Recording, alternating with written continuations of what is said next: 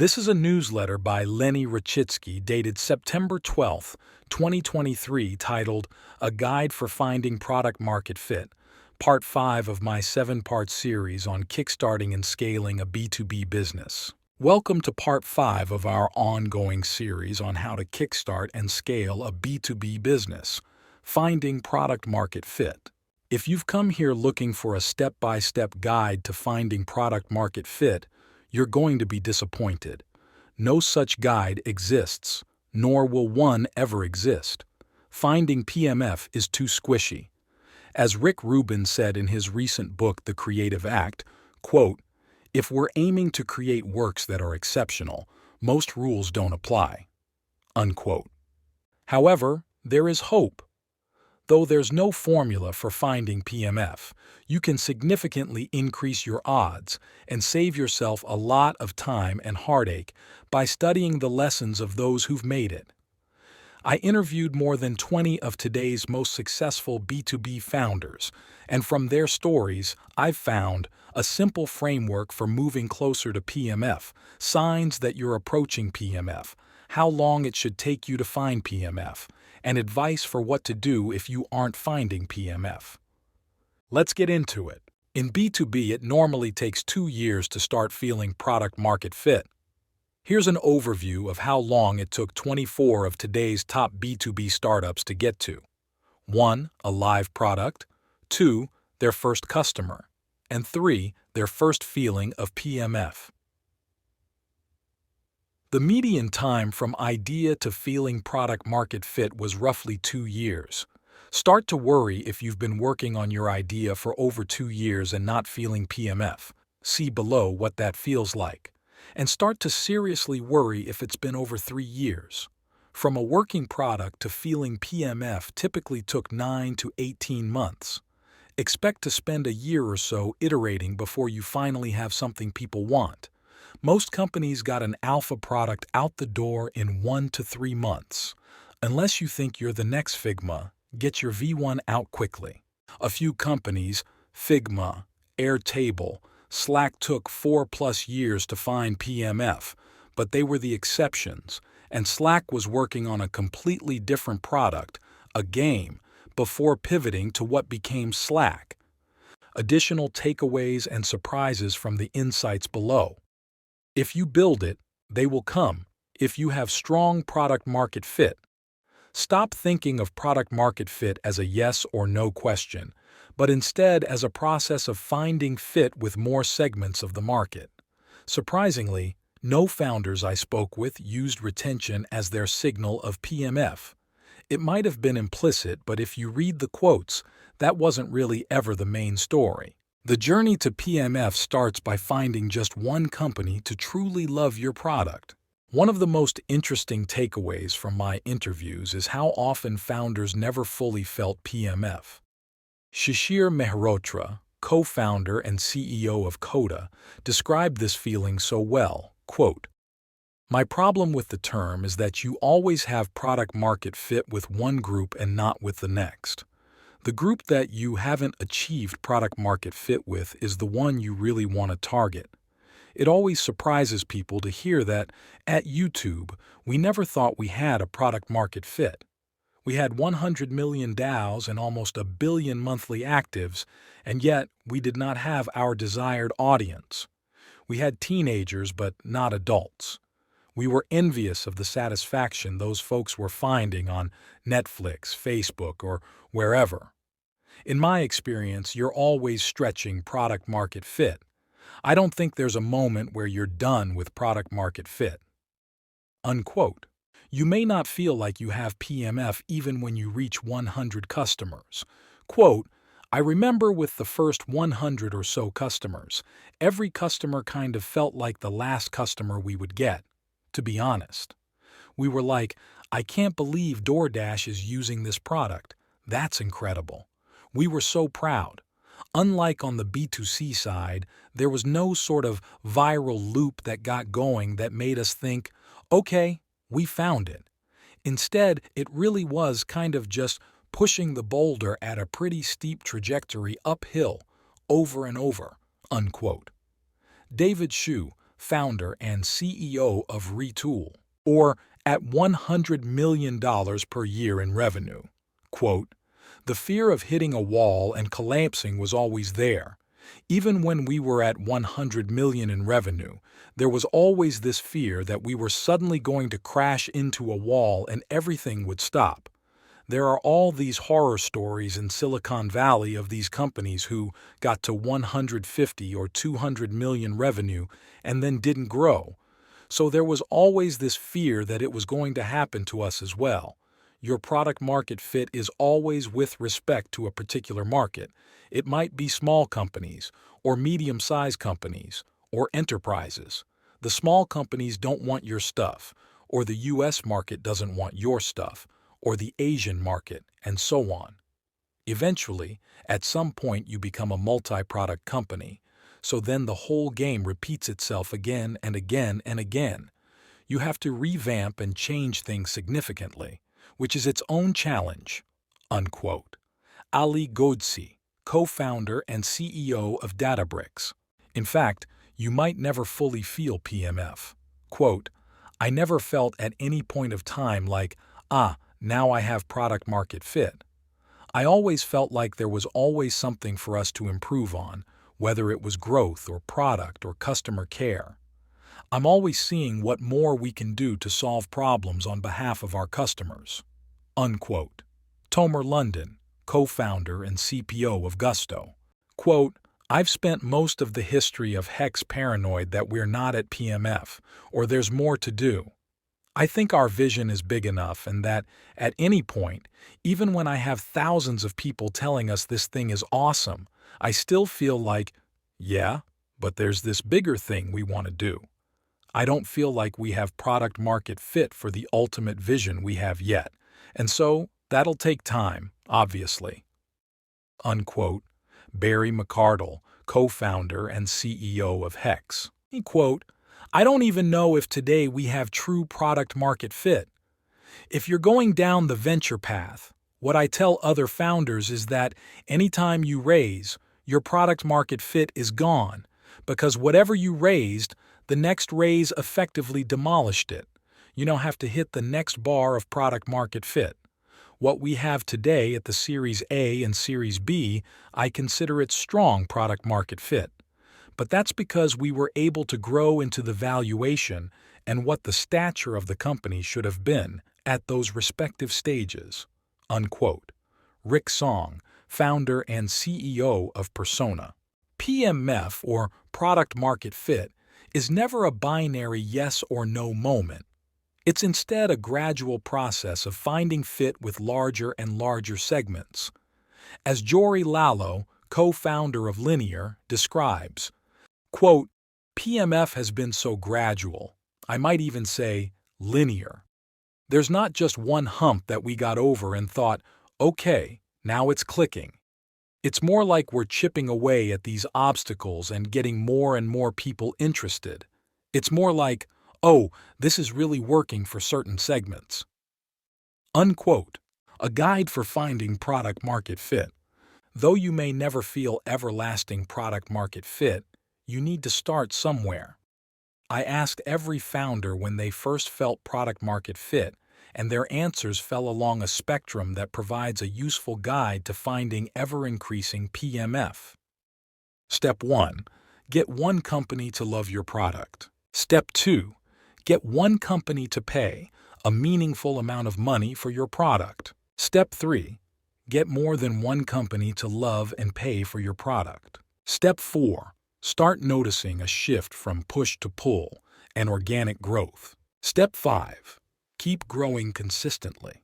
For Step 1, start your PMF journey by becoming obsessed with getting one company to love, use, and continue to use your product. Do whatever it takes to make them successful. In the case of Figma, co-founder Dylan Field became obsessed with the success of their first real user, Coda, originally called Krypton. Quote, "There was a weekend when we had a bug and the product wasn't working very well because it hadn't been released yet. It was an alpha. And Dylan was freaking out. He's like, 'There's a bug.' And I'm like, 'Yeah, we'll fix it. but we've got other stuff going on. He's like, we have to call a red alert. I'm like, dude, what are you talking about? We haven't shipped this thing yet. There's no such thing as a red alert because it's not shipped. And he's like, you don't understand. There are customers depending on us. There's this company called Krypton. So I was like, okay, they haven't paid us any money. Nobody even knows we exist, but I guess we'll deal with it. I actually came to appreciate Dylan's mindset because a lot of founders don't give a shit about their customers. They want to understand the customers, but just enough to figure out what features they would be willing to pay for. But at the end of the day, Dylan was thinking about it in terms of trust. He was like, look, I convinced this guy to use our product. They're actually trying to use it for work, and if we mess it up for them, I don't want that on my conscience. I want to do whatever I can to make sure that we're holding up our end of the bargain, because they believed in me. They're still customers. They were our first customer, unquote. This was shared by Sho Kuwamoto, VP of Product. Coda itself went through this same journey with their first customer, Springful. Shishir Mehrotra, co-founder and CEO, shares, quote, my former colleague Noam Levinsky, now CPO at Grammarly, was starting a company called Springful. I said to him, hey, would you use Krypton, which was our name at the time? They started using it, and for a while it went well. We had a chart of what the daily active users looked like, and because they had 6 employees, the chart basically sat at 6 every day, except for on the weekends. Then one day, it dropped to 0 on a weekday. The following day, it stayed at 0. I texted Noam and asked, hey, what happened? Are you at an offsite? I was trying to find some other excuse. He replied, oh man, I've been putting off calling you, but I have good news and bad news. The bad news is we had a team meeting and the team said that if we made them keep using Krypton, they were all going to quit. I thought, well, that's pretty terrible news. He continued, the good news is they all believe in the vision. They've made a list in Krypton saying, if you do these things, we'll come right back. The list had about 25 things, all reasonable. This led to a big internal debate. The team was divided. Half thought, what a gift! We have a customer with a clear list of requirements. The other half felt he was reacting to the wrong product. We decided not to finish his list. Instead, we built the dock we originally envisioned. I thought it would take 3 or 4 months, but it took over a year to get back to his list. Unquote. David Shu at Retool built a tool to catch anyone running into issues with their early product to fix them immediately. He says, quote, at the start of any startup, no one knows about your product. We thought, if no one's using the product, every time someone does, we should see what they're doing. So, we built a custom analytics server with full story. Anytime anyone was in the app, we got notified on Slack. They'd often run into issues. We'd immediately reach out and call them. With DoorDash, for instance, the product went through many iterations over 3 weeks. They'd find an issue, and we'd say, no problem, we're on it. We'd ship the feature, and it would work the next day. They wanted an on-premises option, which was a big feature. We said, no problem, and we shipped it in just 36 hours. Unquote. The founders of Gong did the same.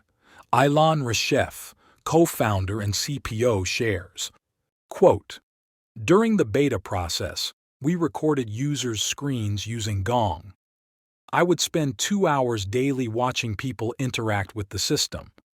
This approach is an underutilized product management tool. It gives more information than a survey or discussion because it shows what the person actually does versus what they say. Unquote. The founders of Gusto sat next to their early customers watching them send payroll. Tomer London, co-founder and CPO, says, quote, for the first 30 customers, I was with them in their offices seeing them do payroll. Every time they added an employee, I was there on the phone with them or in their office." Unquote. The founders of Looker went even further. Keenan Rice from the founding team shares, quote, "The best way to show a prospect the real value of Looker was on their own data. We created a team of data analysts to quickly deploy and develop instances of Looker for our customer. This helped us ensure that our customers found value from Looker on day one after purchasing." Unquote. Barry McCardle, co-founder and CEO of Hex, advises, quote, "You won't be great for anyone. Just get the thing to be really useful for one customer." Unquote. One of the biggest recurring lessons from my conversations is to talk to customers more. I know you hear this a lot, but you are probably still not talking to customers enough. Here's a hard-won lesson from Spencer Skates, who is the co-founder and CEO of Amplitude. Quote, "We spent about a year building, when in retrospect, we should have spent half that time talking to customers, and if we had, we would have wasted a lot less time on customers who were never going to buy.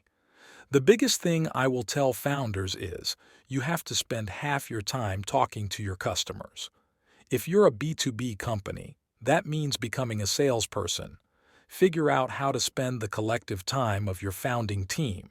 50% needs to be talking to customers. If you're a consumer company, that just means talking to them and meeting them. Airbnb was very famous for doing this. And spend the other 50% of your time building. I'm an engineer. My two co-founders, Curtis Liu and Jeffrey Wang, are engineers. And so our instinct is to always build the product because we know how to solve those problems. But we wasted a lot of time solving problems that didn't really exist or didn't have money or traction behind them. And so that was a huge lesson for us." Unquote. At this stage, you may not even have true product-market fit if your product is early. Instead, you can look for message-market fit, as in the case of Ramp. Here's what Eric Glyman, co-founder and CEO, had to say.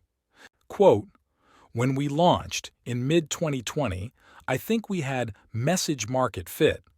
We were able to differentiate and have people be interested in our unique messaging, but we didn't have the product there yet. I think it's hard to have true product-market fit when you're public. When you're operating just on friends and founders you meet and VC introductions, you need to have people out in the world who you don't know you but are using you, and the product is what's doing the selling. And in terms of the product itself, where suddenly it was spreading, that came later, probably fall of 2020, when it was finally delivering on the messaging we had. In terms of feeling market message fit, there's a few ways you can test it. One, based on launch press coverage, for example, who wants to talk about it. You send an email using cold outbound and look at response rates. SDRs can do that all the time, and we were testing that all the time, even in an elevator pitch. Would people get it or would they be turned off? You can be very technical about it. You measure it or you can just sort of go by feel." Unquote. Or product user fit, as in the case of Sneak. Quote, "I separate the product user fit from product buyer fit. We got the former pretty quickly, I'd say within a year after we launched our Git integration. The latter, getting people to pay for it and aligning with their commercial needs, took a full extra year to happen." Unquote. Guy Podjarny, co-founder and CEO, remember, trust is your secret weapon early on. Step 2. Get one company to pay a meaningful amount of money for your product. The next product-market fit milestone is to get one company to pay a meaningful amount of money for your product. This should be in the range of 5 to 6 figures per year. I'll share pricing advice below. For Vanta, getting the first 5-figure verbal agreement and then a $500,000 deal convinced Christina Cacioppo that she had found product-market fit. Quote, "During the pricing research, when folks overwhelmingly said they'd pay 5 figures for the Wizard of Oz prototype of a real-time security report, They thought it was generated by code, but I definitely wrote them by hand. Then when I was able to sell the first $500,000 of Vanta by myself, when I didn't really know how to sell, I joke that prior to Vanta, the last thing I sold was Girl Scout cookies. I knew it wasn't my sales skill that was getting these deals closed. It was a testament to the problem we were solving and the product we were building." Unquote. For Stitch, it was getting their first six-figure deal. Quote, "For me, it was probably our first six-figure deal when it was like, oh crap, a company will actually pay us for this. I just remember being consistently surprised that they didn't say no to the prices that we were putting in front of them." Unquote. Juliana Lamb and Reed McGinley Stemple, co-founders. If you have early users telling you that you need to take their money, like with Figma and GitHub, you're in a good spot. Quote, "I think I didn't admit it to ourselves until we had a customer, Microsoft, that told us, hey, you have to start charging for this thing. I thought we might have product market fit. In reality, we'd had it for like a year, and I wish that I had recognized that sooner, because I think I would have acted differently." Unquote. Dylan Field, co-founder and CEO of Figma, via fireside chat with Elad Gil.